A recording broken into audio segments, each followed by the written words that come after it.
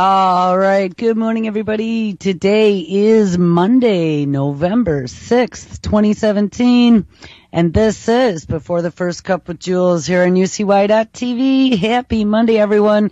It is a chilly and soggy 47 degrees and overcast here in upstate New York. We had a big storm come through here. Quite unusual for November. It was a large thunderstorm that was coming diagonally from, I don't know what state, but it was across quite a few states from down in the warmer regions up here last night. We had a lot of boomers and got 2 or 3 inches of rain. They had warned of lots of flooding.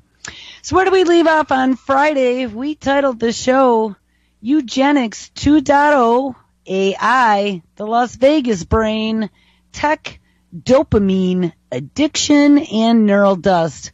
We had kind of piggybacked on an interview we had heard the day before that with Peter Desmandez and Ray Kurzweil from the Abundance 360 conference, where they were talking about the next 25 years in our future and all of their transhumanist wet dreams.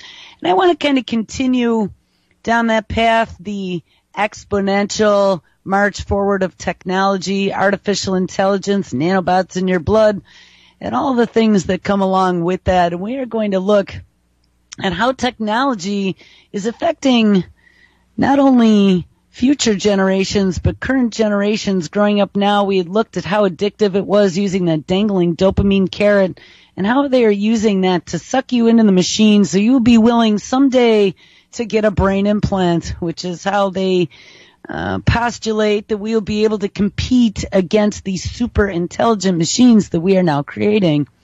So I ran across a story this morning that caught my attention. It was titled Techno-Brilliance or Techno-Stupidity. We pay a high price when we confuse addictive pseudo-significance with real meaning. This is really what this whole social media thing is doing to us, and having our devices with us 24/7. It is addicting us to interact with technologies, with people who aren't even real people. It's kind of broken a lot of our social skills.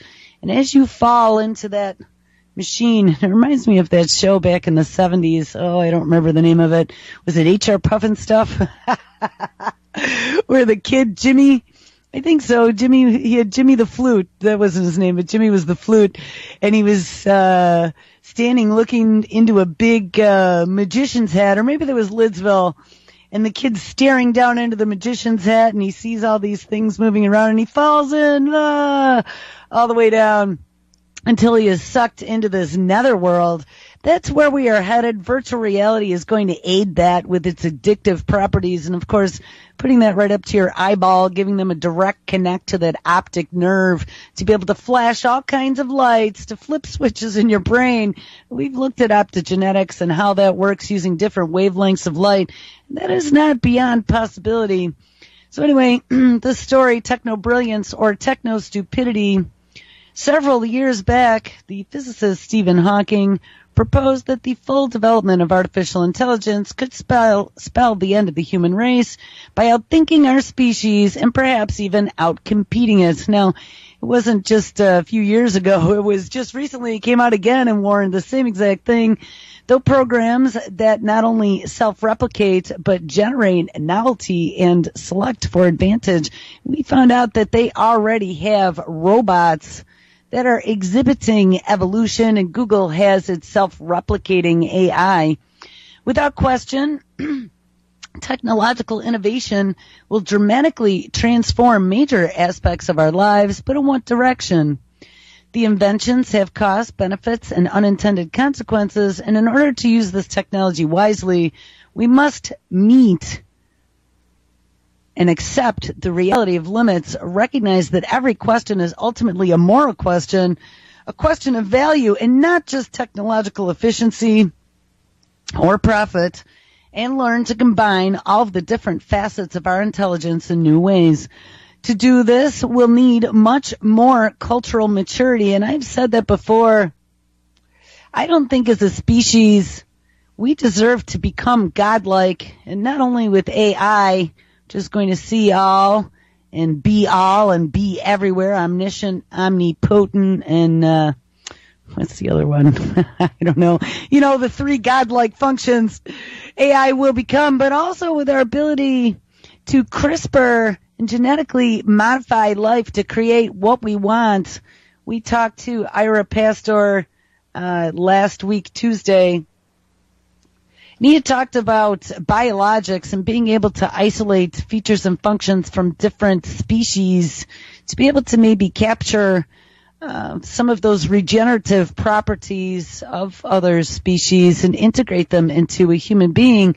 And I mean, we looked at Eugenics 2.0 on Friday, and that really was looking at IVF embryos for in vitro fertilization to be able to determine, and I think they were even using AI, which one statistically will be healthier if it becomes a human being.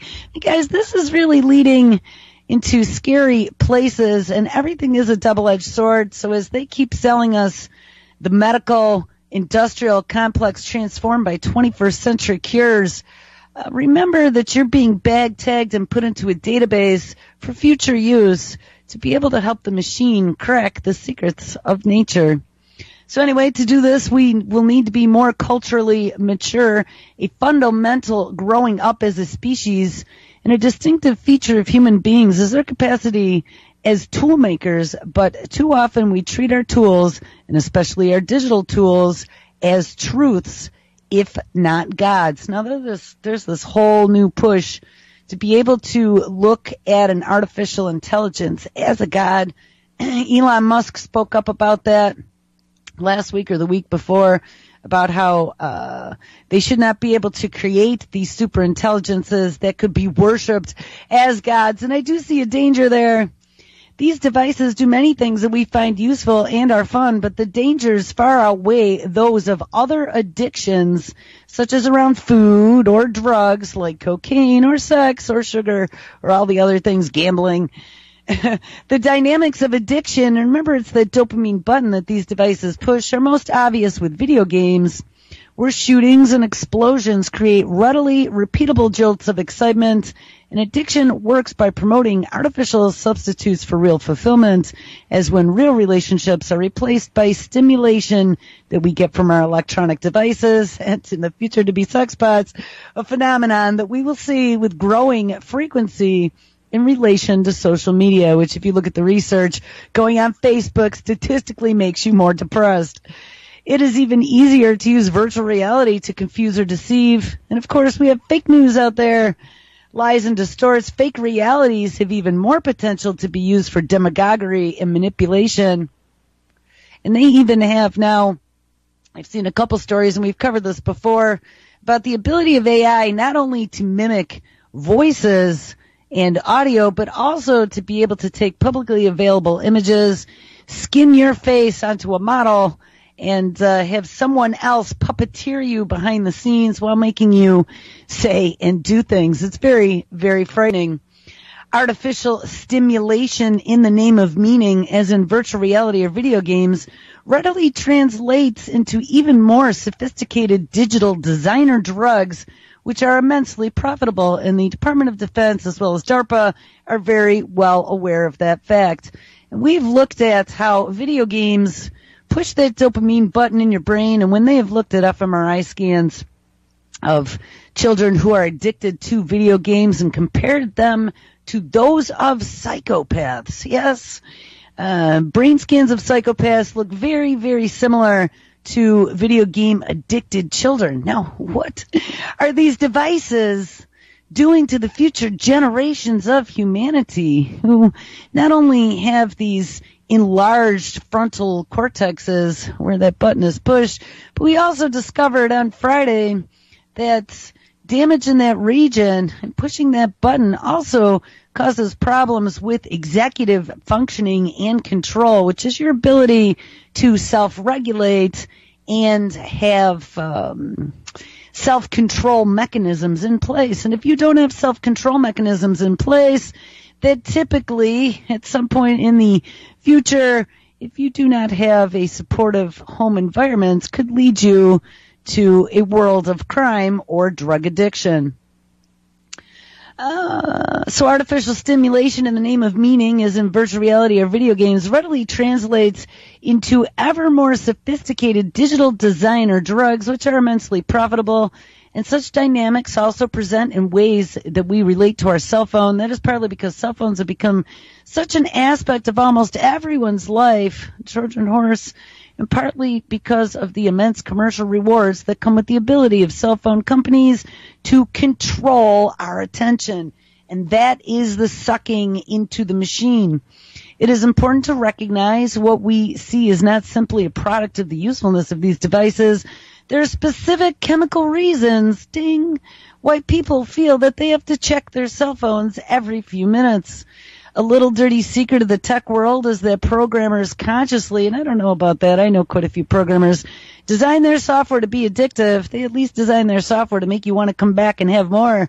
And they build in rewards like additional levels and having to solve puzzles to make visiting a favorite site just like playing a slot machine. And they intend us to feel anxiety if we are away from our devices for any long period of time. The fact that most of the content on our cell phone is advertising driven means that such addictive methodologies will only become more sophisticated in the future. These concerns are amplified by what I call a crisis of purpose. And I think a lot of us are suffering from that right now. As a traditional cultural benefit stops providing essential guidance, we can be left feeling adrift and alone, and this can make us particularly vulnerable to addiction. But we pay a high price, both personally and as a species, when we confuse addictive pseudo-significance with real meaning, because this diminishes who we are and undermines our future possibilities. The antidote lies in asking what matters most to us in our new depth and courage, but being distracted and addicted undermines our capacity to take on this essential task, right? It allows us to procrastinate forever, something that I'm very good at.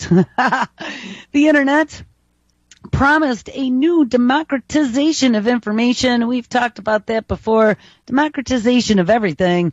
And it has often provided just that. But if we do not pay attention, rather than freeing us and making communication more democratic, the information revolution could end up by undermining the democratic experiment and even put the larger human experiment at risk.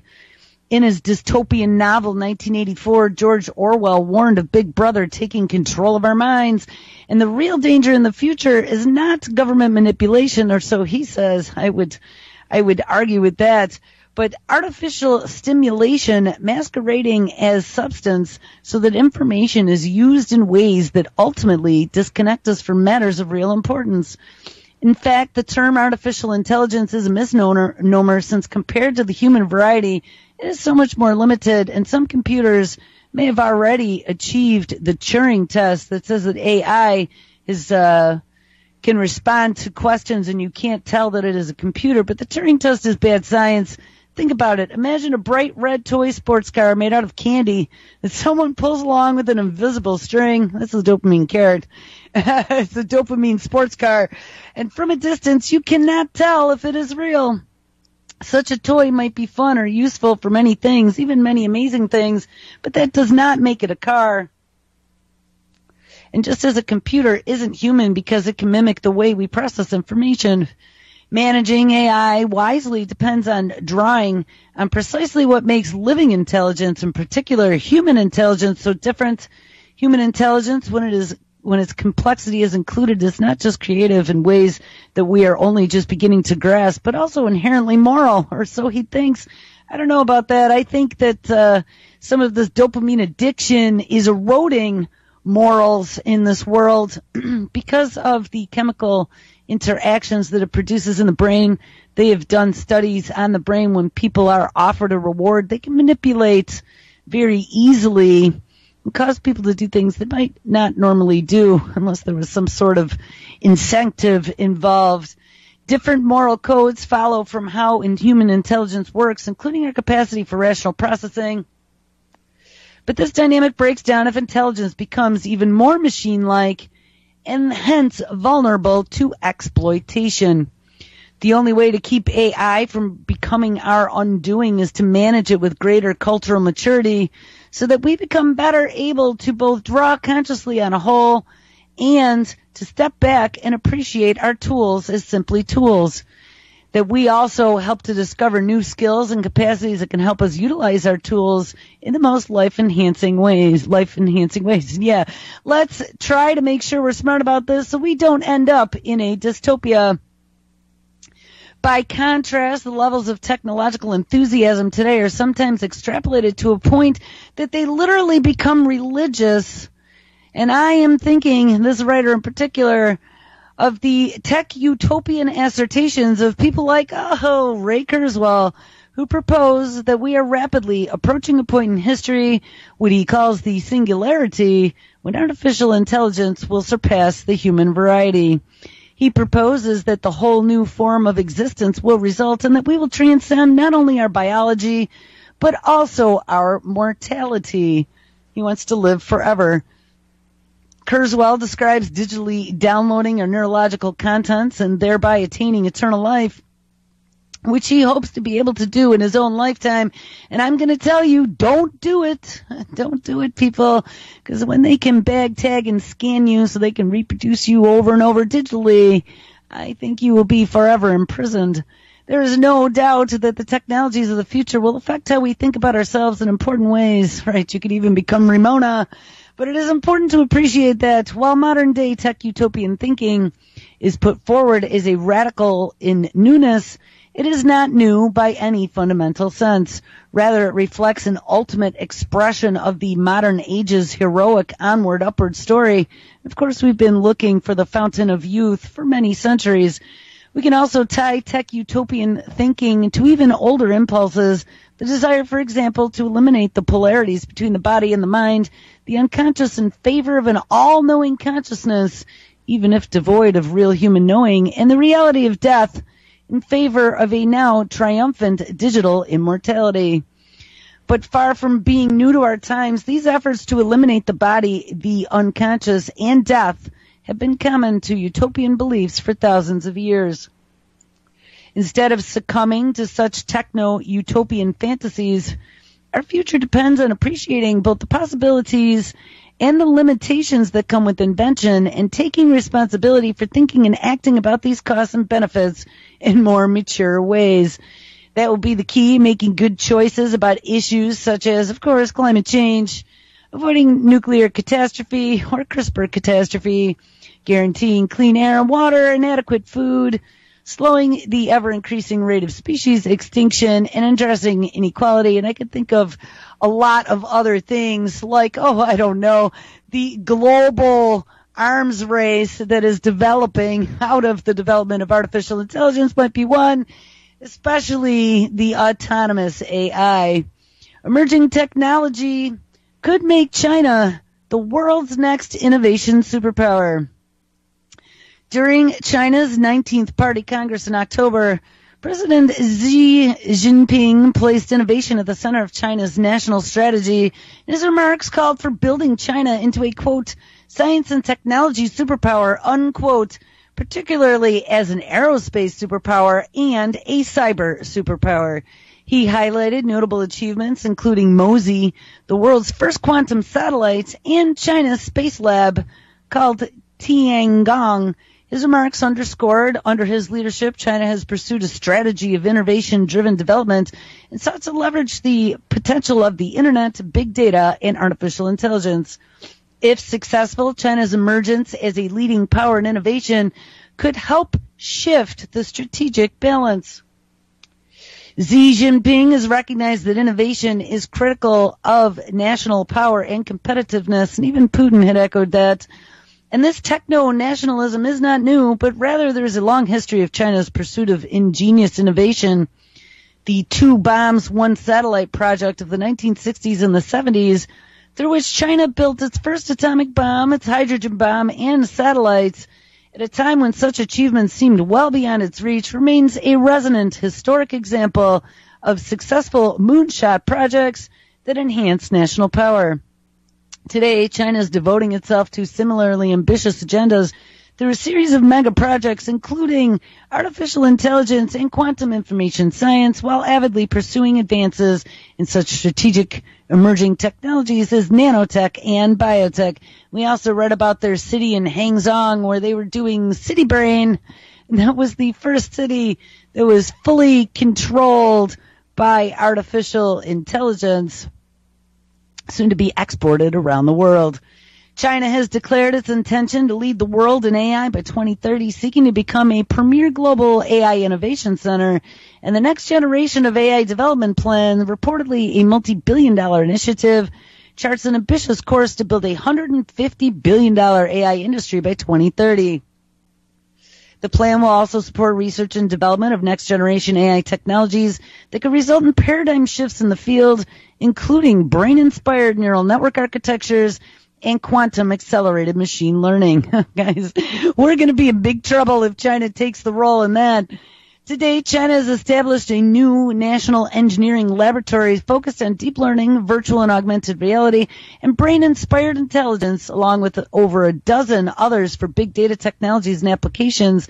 And currently, China is positioning itself to lead the second quantum revolution, which enables such transformative technologies as quantum communications. And I thought I read something about some sort of quantum internet satellites that they were launching, quantum computing, and that would be for internet in space, and quantum metrology. Within the foreseeable future, and that would be, I think, for meteorology. Within the foreseeable future, China's most sensitive military, government, and commercial communications could be secured through quantum cryptography. Chinese scientists are also striving to reach the forefront of the global advances in quantum computing, looking to achieve a quantum supremacy as soon as 2018. That's next year, guys. China is also building a national laboratory for quantum information science, which will become the world's largest quantum research facility. This new national laboratory will pursue advances in quantum computing and reportedly engage in research, quote unquote, of immediate use to China's military. Traditionally, innovation has been a core aspect of the U.S. national competitiveness and military power, but today the U.S. confronts the risk of an innovation deficit due to declining investment in basic science. Certainly, such dynamic innovation ecosystems such as Silicon Valley and Boston remain critical centers of innovation. However, the time horizons and resources of the private sector often don't exceed to such ambitious moonshot projects as China is now pursuing. Guys, this has become the new arms race, and he who controls these technologies will control the world. Historically, the U.S. government has played a vital role in enabling innovation through agencies such as DARPA, but whether in the space race or the invention of the internet, and as international competition in critical disruptive technologies intensifies, the trajectory of American leadership will again depend on our ability to leverage such strategic competition as an impetus for rapid advances. So don't look back, people. Don't look at the consequences. It is a new global power weapons race, and this time in technology. So let's keep moving forward and assure our mutual destruction and enslavement. In response to China's emergence as an innovation superpower, the U.S. must pursue long-term whole nation strategies of future competitiveness, and the U.S. should take action to mitigate illicit and problematic technology transfers, such as through the proposed reforms of the CFIUS. And I don't know what that organization is, nor do they link to it. However, being on the defensive is not enough. The U.S. must actively invest and spend bazillions of dollars in key technological domains integral to future economic dynamism and military power, including artificial intelligence, quantum information science, and biotechnology, while leveraging public-private partnerships with agencies such as Google and MIT and Harvard. Since talent, in the University of Pennsylvania, since talent remains a key aspect of American advantage, and Carnegie Mellon University, it is vital for the U.S. to continue to compete to attract the world's top talent. And remember, China is dangling lots of monetary carrots over there to get AI people to come develop their products and create their companies in their country. The U.S. must also focus on education and training to create a robust human capital pipeline. In the AI revolution, data, too, is strategic resources, and its availability is determined by policy and regulatory parameters, is a key enabler of innovation. So if we put too many privacy policies in place about all the data we're collecting about you, that's going to stifle innovation. So let's be more like China, where they surveil everything and let that fuel our innovation. Looking forward, the future prospects for U.S. power will depend on its decision. The choice of whether to compete or to risk ceding technological dominance to an ambitious rising power. Now, how scary is that? As we now have countries such as Saudi Arabia granting citizenship to a humanoid robot named Sophia, who utilizes conversation with humans to teach itself and to learn to be more human. I found a story. This seems to be a new trend. This came out of Tokyo, Japan. Artificial intelligence boy has now been granted residency in Tokyo. This is November 5th, 2017. The boy named Shubiai Murai does not exist physically, but he can have text conversations with humans on the widely used line messaging application. Tokyo's Shibuya ward, an area popular with fashion-conscious young people, has given the character his own special residence certificate, and this makes him Japan's and maybe even the world's first artificially intelligence bot to be granted a place in the real-life local registry, except for Sophia. Murai, whose name means future in Japan, is supposed to be a first grader at an elementary school, which is kind of strange in and of itself. He can reply to messages and make light-hearted alterations to selfies he is sent. Why would you send a first grader a selfie? I know sometimes in Japan they're a little out there, but hey, this is kind of strange. Shibuya says that the project is aimed to make the district's local government more familiar to residents and allow officials to hear their opinions. His hobbies are taking pictures and observing people, and he loves talking with people. Please talk to him about anything, unquote, the ward said in a statement, with Microsoft, who is the joint developer of this AI character. Now, this is Microsoft that's developing this 5-year-old boy who likes to talk about anything and take lots of pictures and make alterations to selfies that you sent him.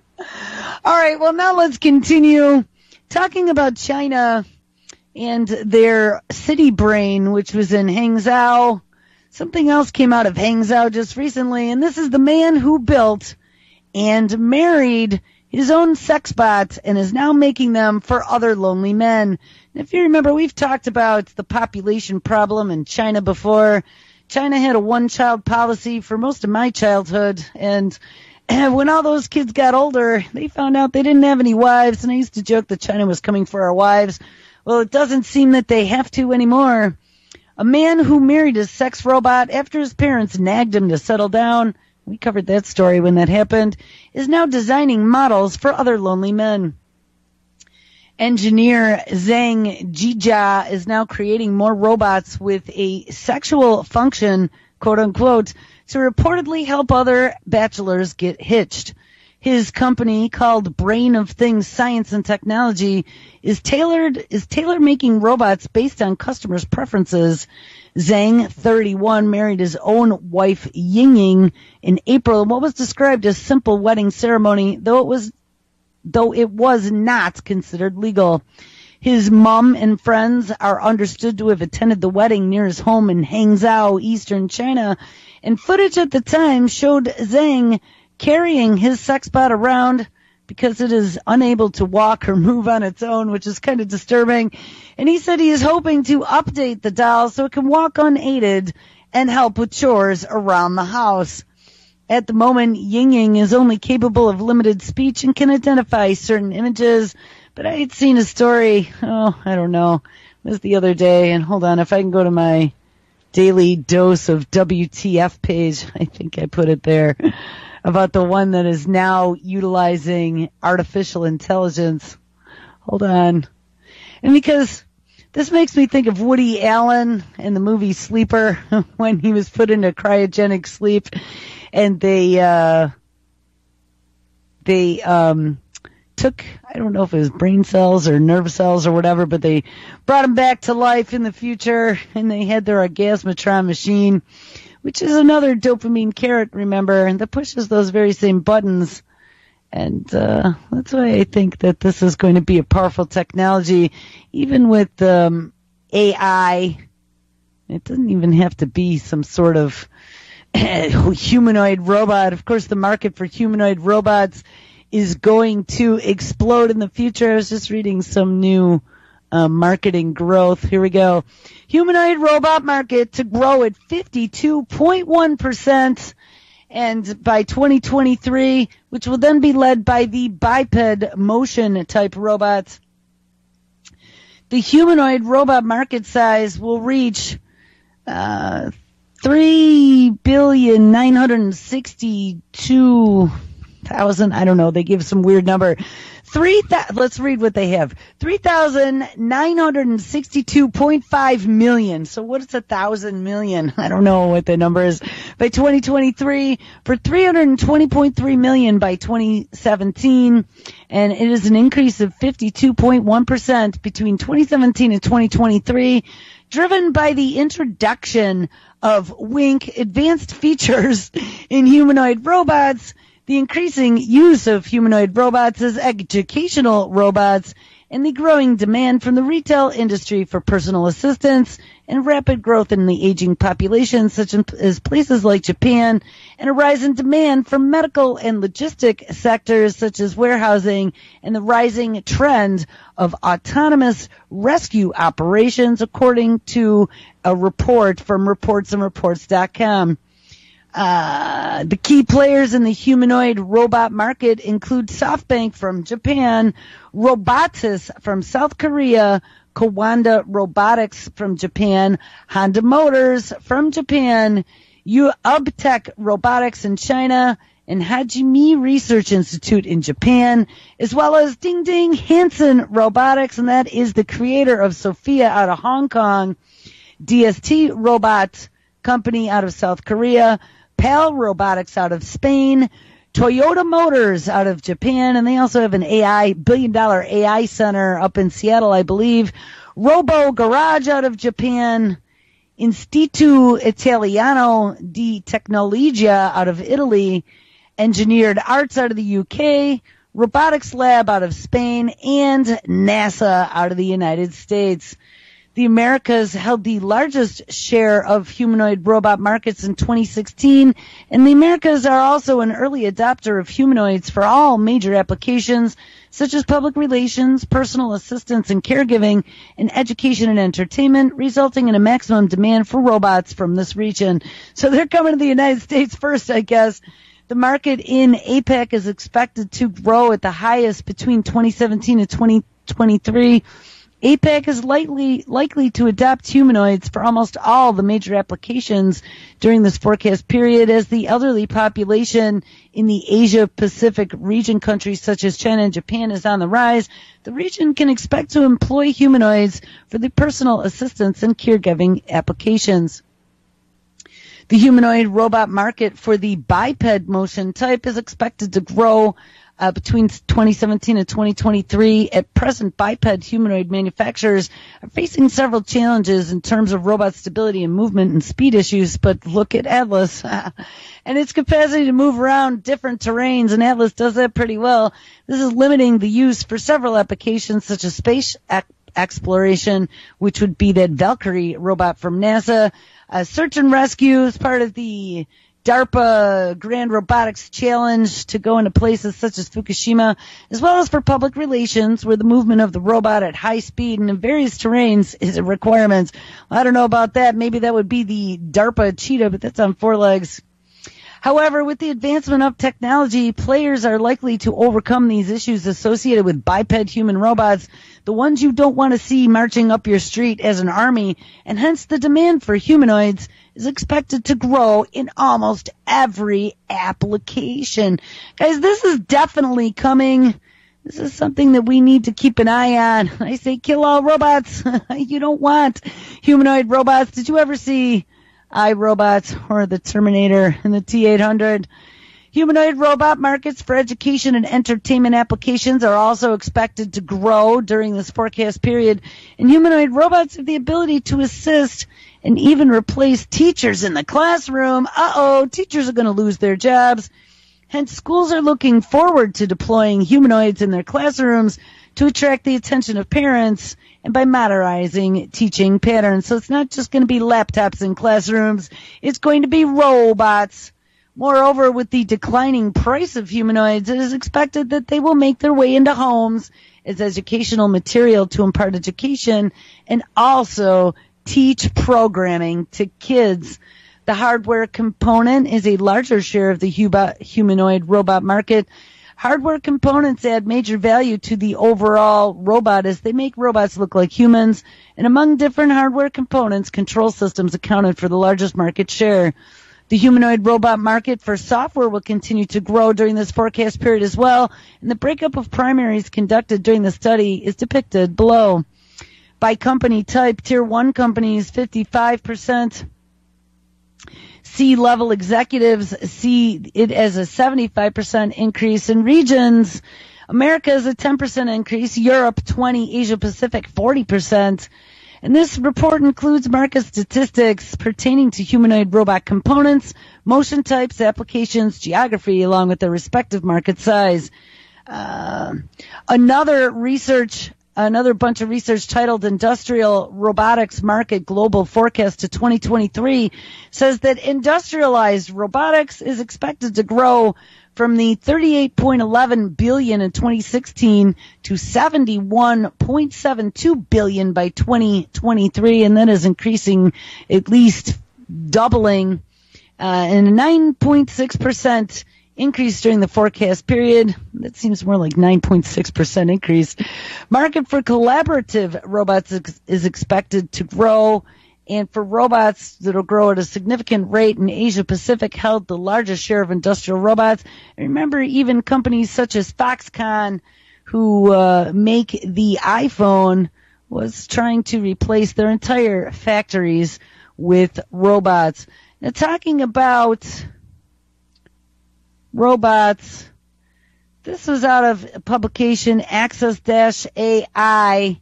Realdoll gets AI so users can choose a sexbot's personality. Now, guys, I know you laugh at this, and they have snickered in chat for years about the coming of the sexbots in regards to some of the topics on my shows, but it's really coming. I find this beyond disturbing. Sex doll manufacturer Realdoll is creating an artificial intelligence system that allows users to customize their doll's personality. This new system, which promises to allow dolls to form real bonds with its users. Remember, they're working a lot on developing emotional intelligence in the machine, is made up of several components which will roll out over the course of 2017 and 2018, the first of which will be the Harmony AI application that will be available on April 15th and followed by the company's first robotic head system later in the year, and a virtual reality platform is due for release in 2018.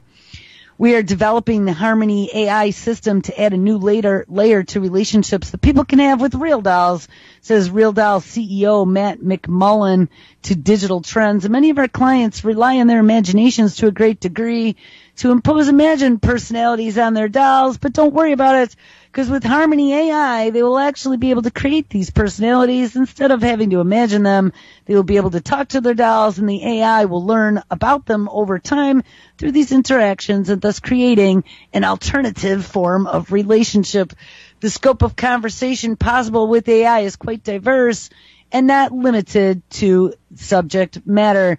Using the AI system, users can imbue their doll with chosen traits such as being kind, shy, naive, or brainy, or choose how strongly these characteristics are ingrained in its personality.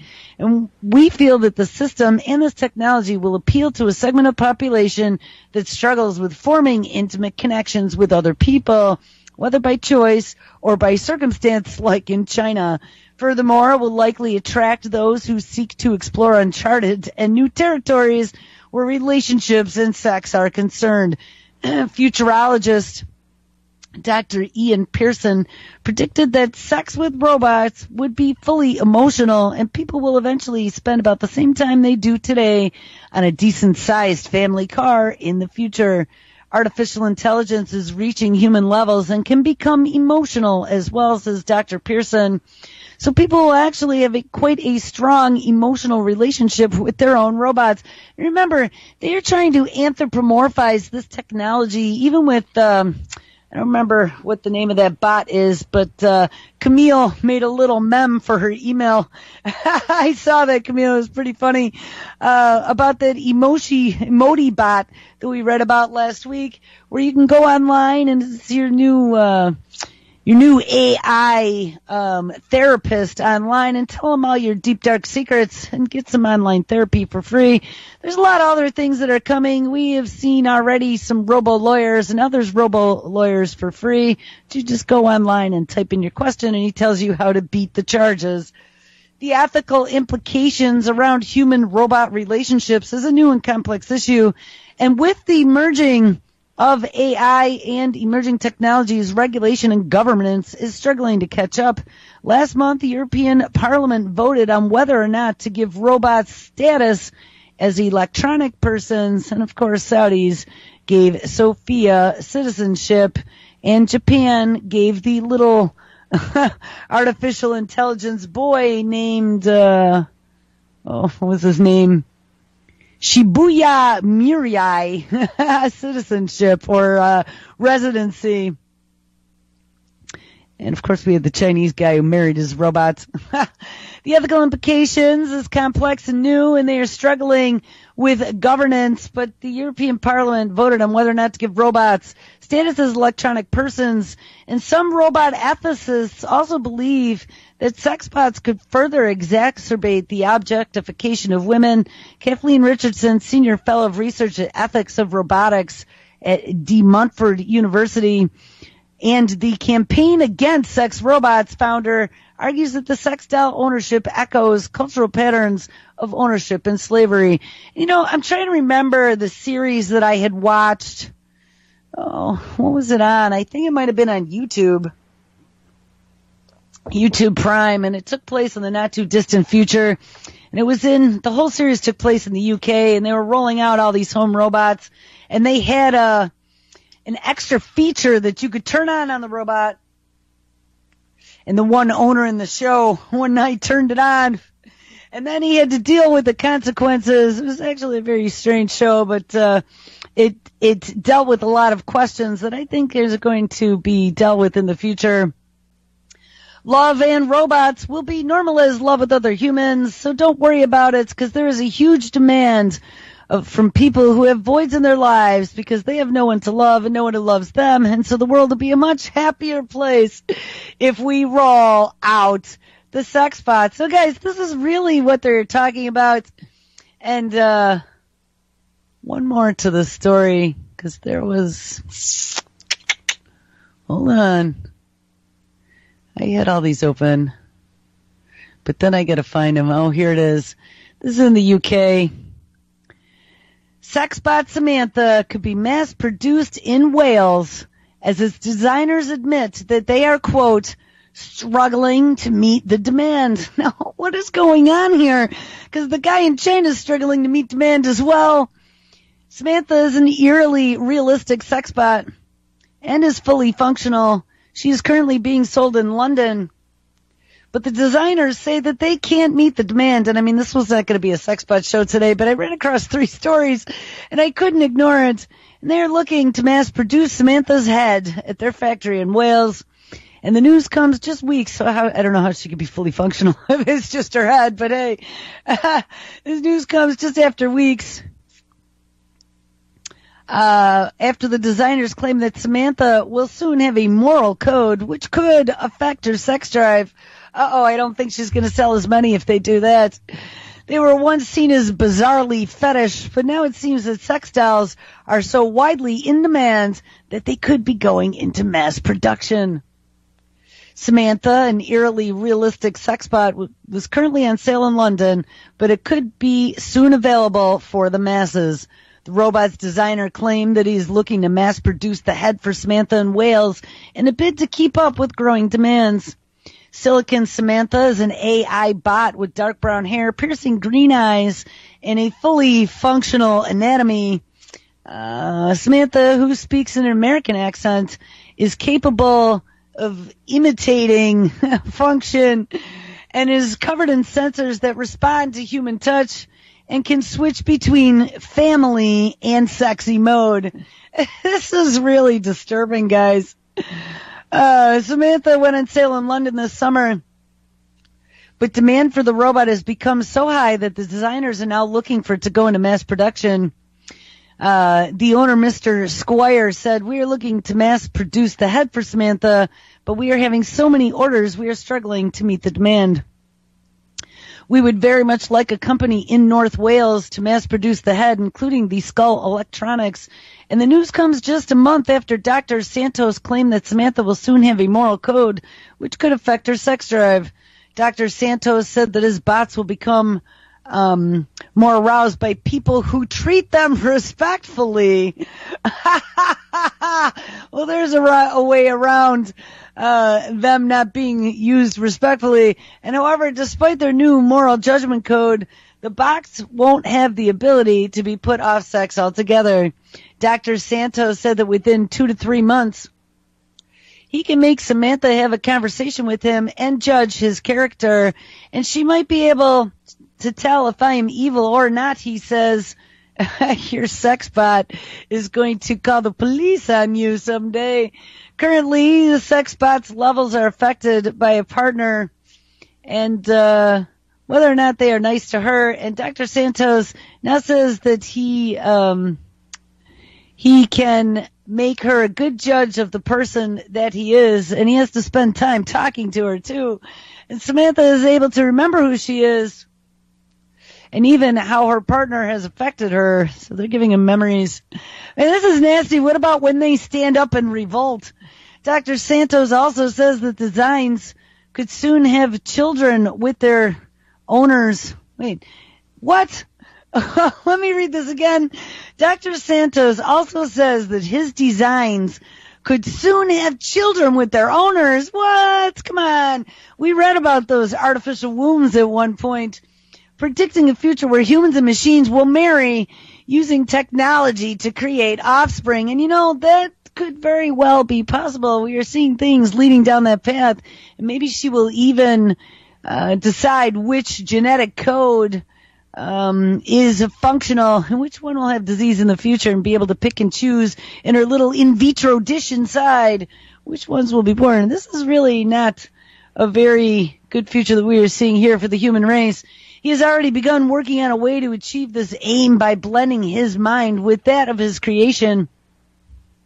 And rather than designing machines that can give birth themselves, Dr. Santos says that he can merge an android's personality with the characteristics and beliefs of its human partner. Computer software would then be used to create a new AI brain. Oh, so that's what they're talking about. For a child based on this information, as well as 3D printing schematics for its body. Oh my God. So you'll be able to 3D print an AI child. Speaking to The Sun, Santos says, using the brain I already have created, I would program it with a genome, or so he says, and it could have moral values plus concepts of beauty, justice, and values that humans have. And then create a child with this robot would be extremely simple. I would make an algorithm of what I personally believe about these concepts, and then shuffle it with what she thinks, and then 3D print it, and that's it. I 3D print a robot that is the child of me and the robot, and I don't see any complications, except I think you have a little bit of a mental defect. I mean, I don't know, guys. I know there's some of you out there that are really into technology, and I do have to say I applaud those of you who are transhumanists who listen to the show, but I would need someone to convince me that this was a good idea, because it doesn't appear to me like creating AI robot children is going to further our development as a human species. All right, so where do we go from here? Something I ran across in phys.org the other day, and this made me think of the T-800 robot and even his upgrade.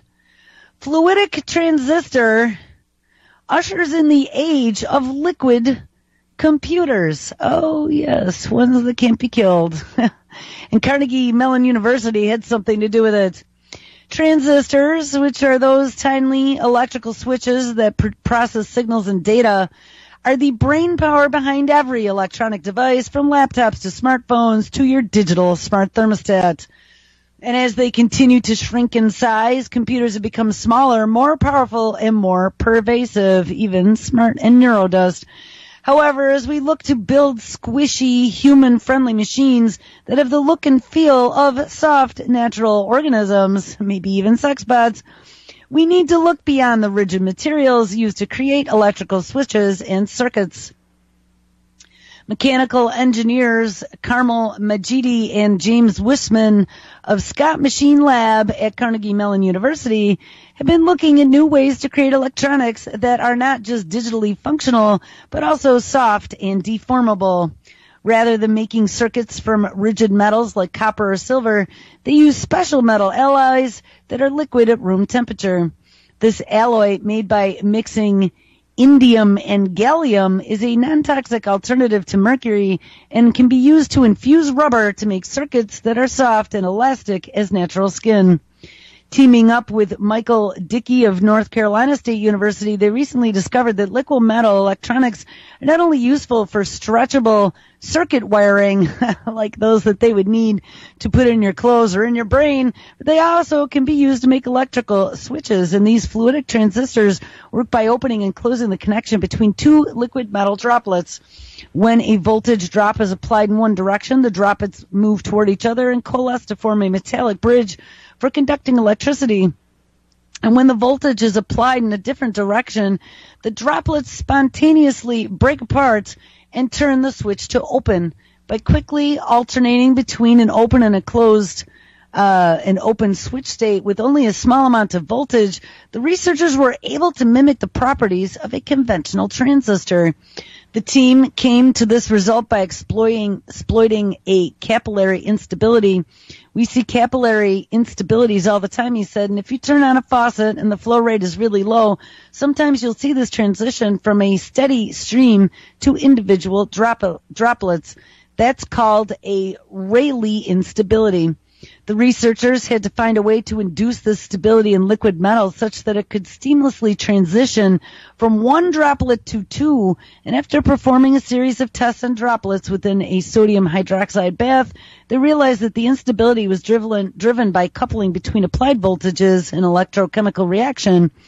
This could be used in the future for all kinds of different electronics. They could be used physically as reconfigurable circuits, and the applications for this type of programmable matter is endless. If materials can be programmed to change shape, they can potentially change their function depending on their configuration. Haha, guys, this is frightening. And even configure themselves to bypass damage in extreme environments, like in Terminator when they rammed a rod through him and he just healed himself. It could be on a structure that's undergoing some very large physical deformations, like a flying robot that mimics the properties of a bird. And when it spreads its wings, you want that circuitry on the wings to also deform and reconfigure so that they remain operational or support some new kind of electrical functionality. Other applications could include liquid computers for uses in technologies of the future. Think of miniature computers that interface with biological material, ding ding, to monitor disease in the body or to restore brain function to a stroke survivor. Oh, how lucky we are. Imagine search and rescue robots that can self-assemble new parts when damaged. And although it sounds like science fiction, liquid computing might one day become as commonplace as today's laptops. Now that's a pretty frightening vision of the future. So there was one story, now that we only have a couple minutes left. This is where I tried to end the show on Friday. I think we're going to try to get through some of this today, and then we will continue on tomorrow if I can. Just a leg up here, we've talked about Kurzweil, and we talked to BioQuark, Ira Pastor, about longevity medicine and being able to live forever by augmenting ourselves. I had something happen this weekend. Someone I've actually known for 45 years of my life, and there aren't too many of those people, but someone that I've known since I was in kindergarten. I grew up with her children, and she was my mother's best friend, and a part of our family passed away this weekend. So at some point this week, I am probably going to be gone a day or two because I'm going to have to go back to Buffalo to attend the functions that happen in the event such as that. It's a pretty depressing thing. And, it's not like any of us want to die, and being faced with mortality 3 different times in the last decade, I can attest to that. But, this is not the way to do it, people. This is not the way to conquer biology and merge us with the machine and use humans as living guinea pigs to try to crack all the secrets of biological code. This is not the way. All right, so how to change a robot that wants to change the world. A computer scientist, Christopher Selge, is trying to circumvent the need for rules that guide robots' behaviors.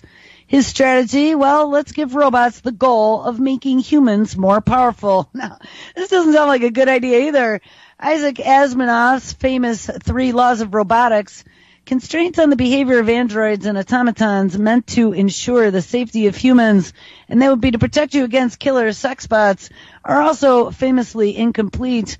Those laws, which appeared in 1942 short story called The Runaround, and again in classic works like I, Robot, sound airtight at first. Number 1, a robot may not injure a human being or through inaction allow a human being to come to harm. Number 2, a robot must obey the orders given to it by human beings, except where such orders would conflict with the first law, and they would be not harming human beings. And number 3, a robot must protect its own existence, so don't go after that off switch as long as such protection does not conflict with the first or the second law. And of course, hidden conflicts and loopholes abound, which was Asimov's point, and in our current age of advanced machine learning software and autonomous robotics, defining and implementing ethics